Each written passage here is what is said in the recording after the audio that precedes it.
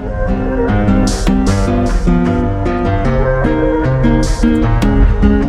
morning, Real and Raw.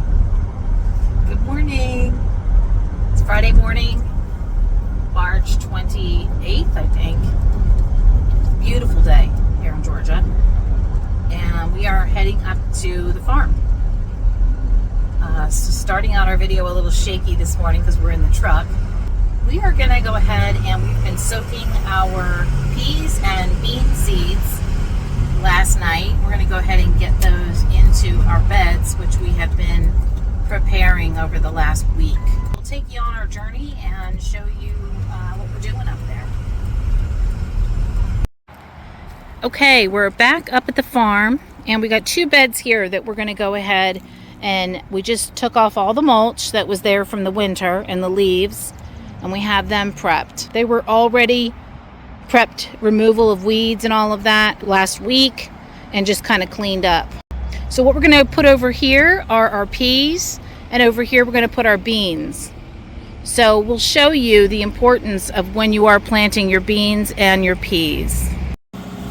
Okay, Andy is getting our soil to put on top of here, and what I just laid out here are my toilet paper rolls and paper towel rolls that I've been collecting, and there's not many in here, but I have more at home. So basically what these are is I tear them up and I throw them in here for worm castings. They make for great worm castings, and he's just going to simply put the dirt on top, and they are biodegradable, so they are going to decompose, and we're going to bring in some beautiful worms. So I have both of these beds laid with these toilet paper rolls and paper towel rolls all torn up.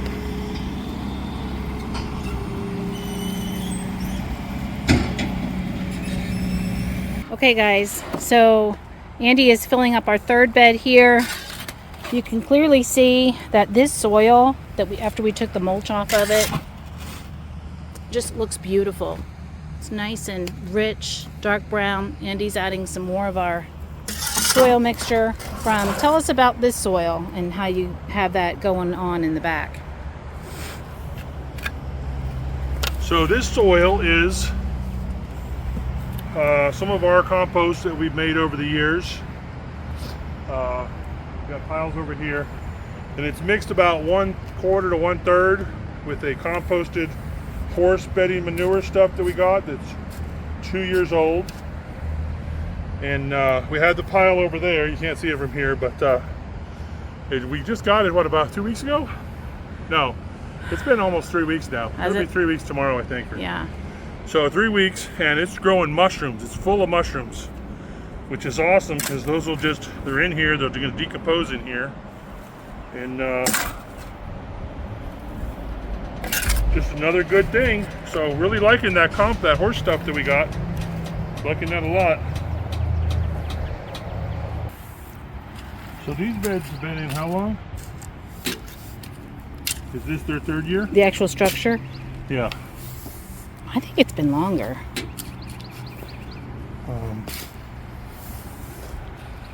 So you can see we had filled these up with culture kind of stuff. There's debris and stuff in the bottom, logs, branches, and then you can see now how far it's come down over the last 2 years. So this is, I think, our first year filling them up.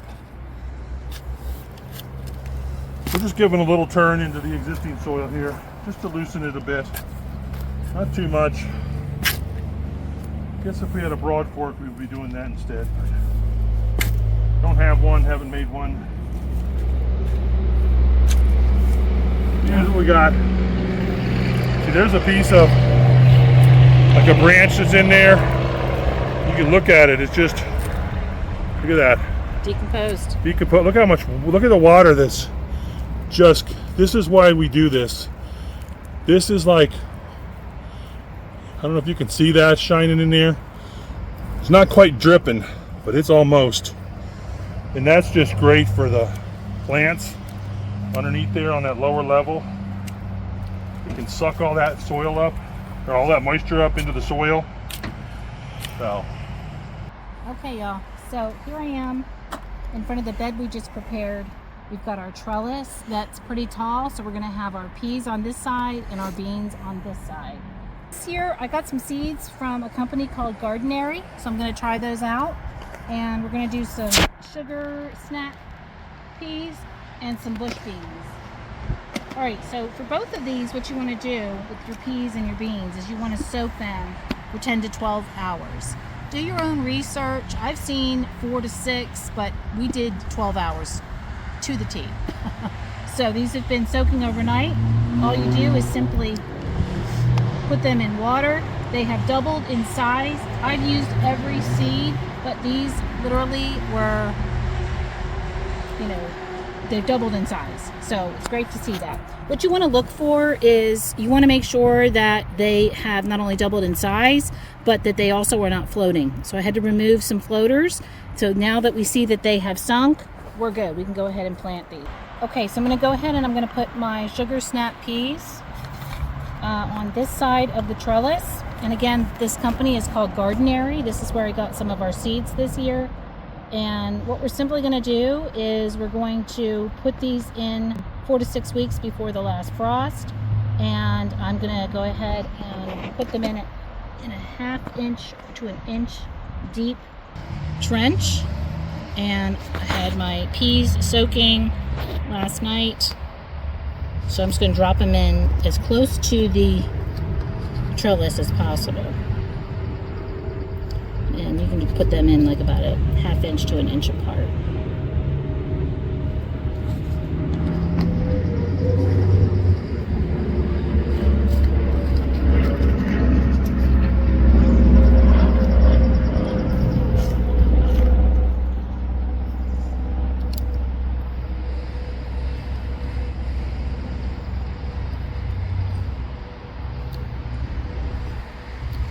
And you can always thin these out if you get them too close.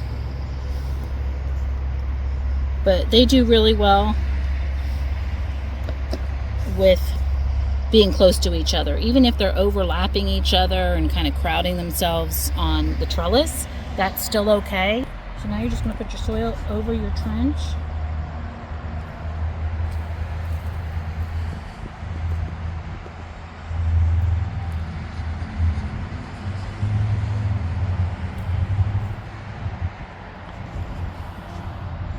And these should start sprouting up 5 to 10 days from now. So give them a good soaking.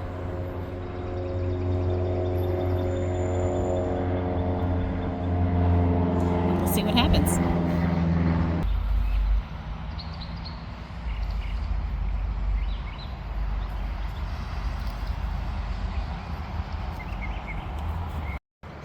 Okay, now we're going to go ahead and put our bush beans over on this side.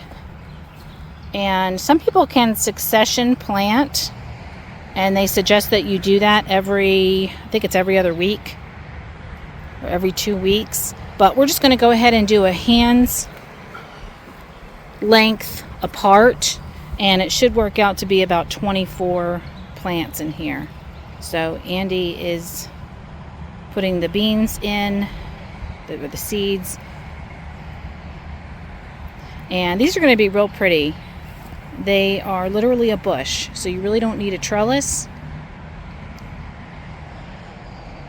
like you would on a pole bean or something like that.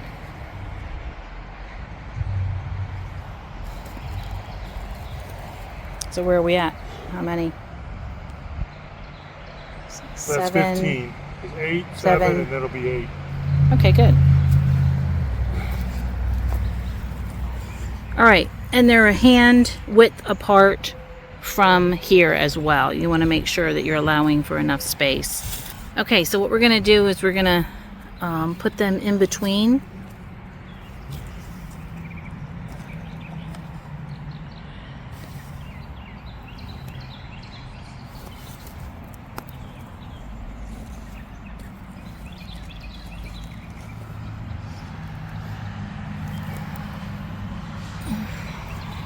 Like that. We got some left over and we'll put those up at our house. So this bed is done. Yeah. Okay, so I've got this little raised bed prepared, and this is going to hold my carrots. So you can see that I have little 1/4-inch holes that I used a dibbler to make, and I actually put the seeds in there already. So you want to go ahead and drop in a couple seeds per hole. So I think you can see this one, the seed in there.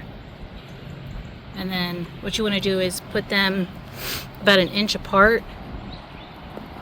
And then I'm going to go ahead and do 3 inches apart here.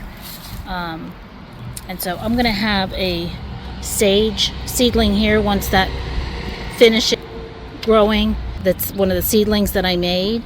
Yeah, so this year I went ahead and I used, again, Gardnery seeds. I'm going to put some at home and here. If you remember from our previous videos, we have used this right here, and this really worked well. I have it on the smallest hole. Can you see that? And there's all different settings on there.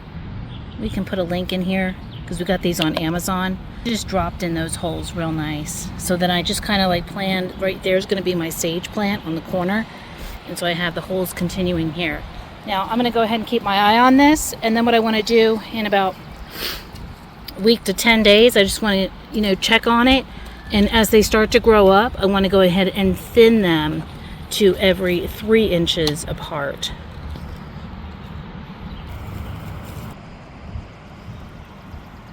Okay, so now that I have all those seeds in there, I'm just going to take my dibbler and I'm going to push the dirt over the seeds. Just kind of poke down in there to make sure that the seed is settled in there. And then once I'm done here, I'm just going to go ahead and make sure that those are watered in. What you might want to do is go ahead and add a little bit of a layer of topsoil.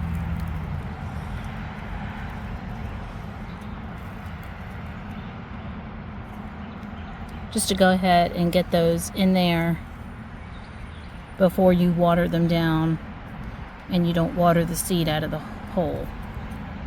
Because it's such a small depth, it's only 1/4 inch.